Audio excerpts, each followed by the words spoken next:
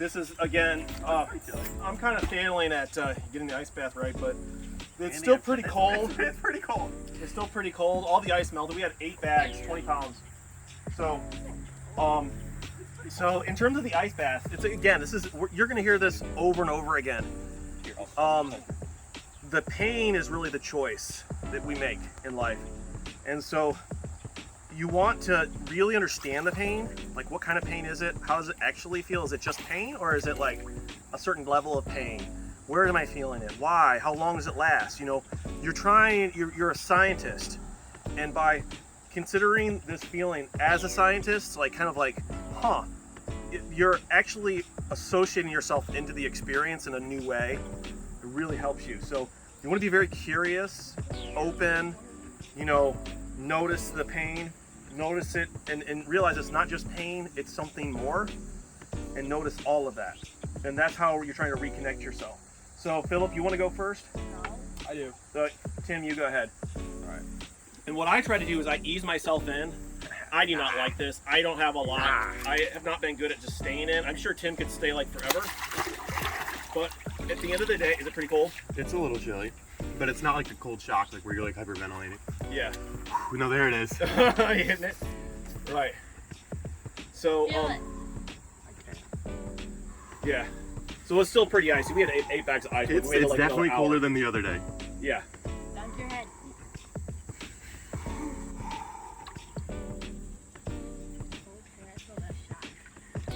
So you're trying to regulate, because honestly, I don't know, for me, I don't know of almost anything more painful that also doesn't kill me than this ice. All right. Moving around is not it. Yeah.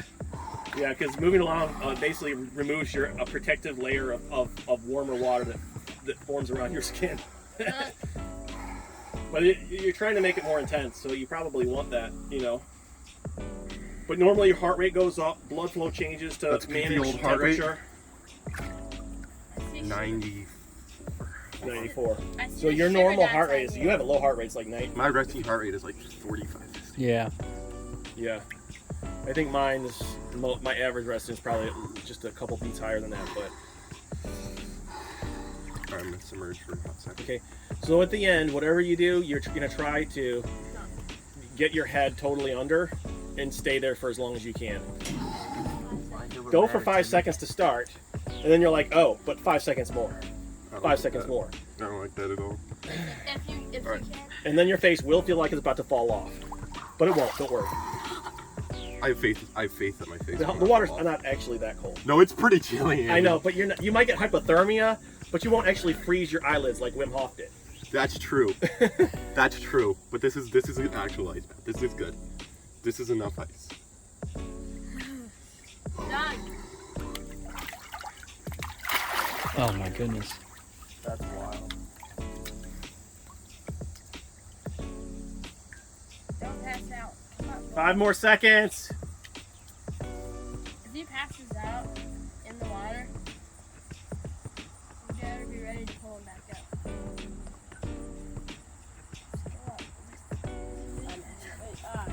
Come on! Get up. You okay? Yeah. How do you feel? It feels good. You have to make sure you're moving your head around though, otherwise that gets warm really fast. Okay. Hey Phil, do you want to go next? The rest of my body feels way warmer now after doing that. Yeah. All right, I'll get out if Phil wants to get in. All right. That's crazy. So it doesn't feel bad now. Phil, go ahead and jump down. down. Yeah. How does it feel? But notice don't let yourself get into fear where you don't notice anything anymore. Don't get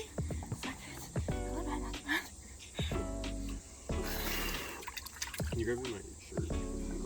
Or that. my loins are. That's my towel. You're that's chill. it. No, Go. I'm just gonna use it to dry my watch. No. It's not gonna get wet. Don't.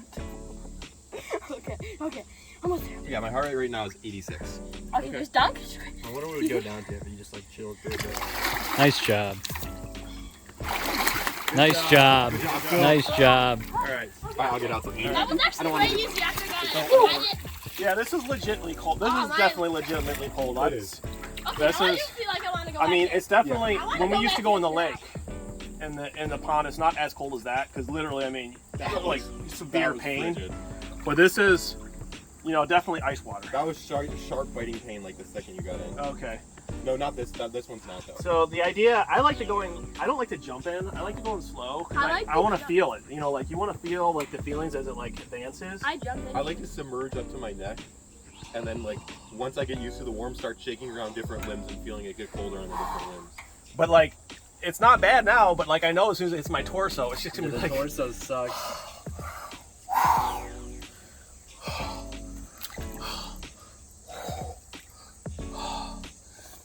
You're Oh, cold, man. boy. Okay, See, I it's wanna get definitely back in colder again. than Wednesday. But I don't want to like rationalize it. So talking too much, you rationalize it. But I want to like, because talking is like totally rational. But I'm wanting to like just totally notice like what it feels like in my feet, my hands. I don't want to jump to like fear, because that's what it is really. Pain that you just call pain is just fear, you know. Versus it's like splitting. It's kind of like fearful. And it doesn't feel too bad, but it's definitely uncomfortable.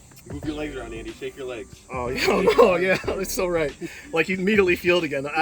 It wasn't my body getting better; it was the water getting better right around my body. No, it wasn't. Okay. Because you gotta keep moving your arms around. Move your arms, shake your arms. All right. Shake your hands. I'm not gonna slowly kill myself. No, you gotta. All right. I'll do push-ups in the ice then. I don't care. Dad, did you do one? Make sure you're moving your head around. Wasn't sure if you were going to pass out in the water again. I don't know how people get allergic to cold. Is there any way it's allergic to hot? I think so. People are allergic to grass, bro. That must be hard. That really wasn't bad. No, but you gotta shake your face when you get under there. Oh come on, it's too hard to shake your face. You gotta get the old side to side. All right. Well, someday we will all get colder, but. You gotta get That was over good. That was, it. oh man, it's refreshing. I feel absolutely. It's amazing the phenomenal feeling you feel after. You thought you felt good after. You literally feel like you're emanating energy. Like after you're done, like your body is just like. I think energy tends to be your blood flow, the sense. So, again, it's very similar to the hot, like the breath work that you do with Wim Hof. The cold, going into the cold, is stacks everything that happens, because it's just a different way of forcing the same thing to happen internally, which is when you're in the water and it's cold, hot and cold are huge dilation, and they significantly change your routing of your blood. So number one, you have all these ability to rearrange where the blood flows in your body based on how your body wants to keep certain parts of it from radiating out heat or pull the heat internally. So your blood flow is totally routed differently based on the heat and the cold. And so going into the cold, your body is suddenly trying to protect everything, so it routes and opens up certain blood vessels and closes others. So it has a lot of that same kind of workout to your cardiovascular system just by being there in it, without actually having to do a workout. But I don't know, it's probably harder than a workout. So yeah. Anyways, that's good. What was your experience just doing the Wim Hof method? We've just done the cold water. You didn't do that, but because you couldn't do it right now. But what was your kind of experience with that, like the breathing and stuff like that? It was a really powerful experience, Andy. In all honesty, I felt it to be almost spiritual in a way.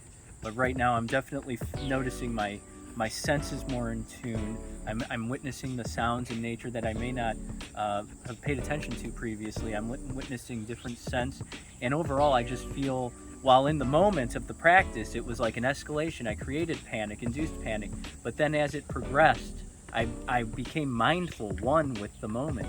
And right now, I feel very relaxed after the fact. I see this as a great strategy. Yeah. So we were just talking off camera about the idea that a lot of the best things in life that really reset you, they're going to undo some of the things that have destabilized you. So often we actually we do things, we think we need to do something to make us feel more, when actually your body has already been overstimulated. And so all 5 of your senses, like your taste, your sense of taste, your sense of sound. Like I can hear the crickets or whatever they are, you know, like I have the same experience. And so you know something's working and good when it opens up your senses. Not always, but that's one example that maybe something happening is good, because that have been modulated down. So like everything you hear, you know, you taste, touch, feel, they've all been desensitized because we're overstimulated. We've been interrupted all day long. We've been stressed out. We've had so much novelty, you know, videos, information, this is that, you know, and I had even talked a little bit about sex. The standard problem in society is that we're unsatisfied with that, and we think that we need something more novel and stimulating. So like, you know, if you have your partner and it's not so good, you think that's the problem with your partner outside versus because they're not stimulating you, versus, you know, the real issue is that inside you're unstimulatable, right? Your senses have been modulated down. And so there's a number of things around that. It tends to be like play, being playful around things opens up your senses. Worshiping opens up your senses because, you know, you're thinking about God who created everything. And so the act of it opens you up to his creation. Relationships open you up to your senses. Real good relationships, ones that are healthy, where you're totally open and free and accepting of each other. Suddenly it's not as you open up to the other person versus needing to close down from them, right? And so often people, they stimulate, they do all sorts of other things to feel something versus realizing that you actually need to find something. Opens up the regulations, like kind of like the I can only feel so much type of thing. I can now feel more, I can more see more, I can now, and that's really an expansion of your consciousness. And so, for instance, instead of like, you know, go finding another partner or adding another partner into your bedroom, or, you know, doing pornography or anything crazy, there's a book called Slow Sex, for instance, that talks about extended periods that are not particularly stimulating. Instead, you choose to focus on that person, notice everything you can. You start to open up your senses and try to really understand them as people. Like, who is this person that I'm feeling now? And it's not about sex, it's not about anything else. It's sexual, but it's intimate. And by doing that, people sometimes do it 8 hours plus, you know? And it's one of those things where people focus in on each other, and suddenly, instead of needing something else, they find that other person is their senses, even under very low stimulation, have opened up. And so the kind of the theme in terms of opening up consciousness to life and what there is, and seeing what you should, even when things are, you know, difficult or hard or easy. Oftentimes it's exactly opposite what you think. You know, you think you need more stimulation, in reality, in a certain way. In reality, you need less, or need to go the opposite direction. You know, you think you need more pleasure, really you need more pain, so that your body chooses to set your level of pleasure or well-being at a higher level. And also, oftentimes what you need is to be more integrated as a person, instead of your body trying to push off parts of you that don't seem to be, that it deems, or in your emotional experience seems to be unsafe. You know, certain feelings are unsafe, right? So you're integrating all of that. When all of that integration happens and you have better relationships because of it, oftentimes you're safe. And that stimulation goes down to the point where you can be stimulated by less. You can be happier with less, right? And that's what you're looking for. You don't want to need everything. You don't want to be addicted to endless things that never satisfy.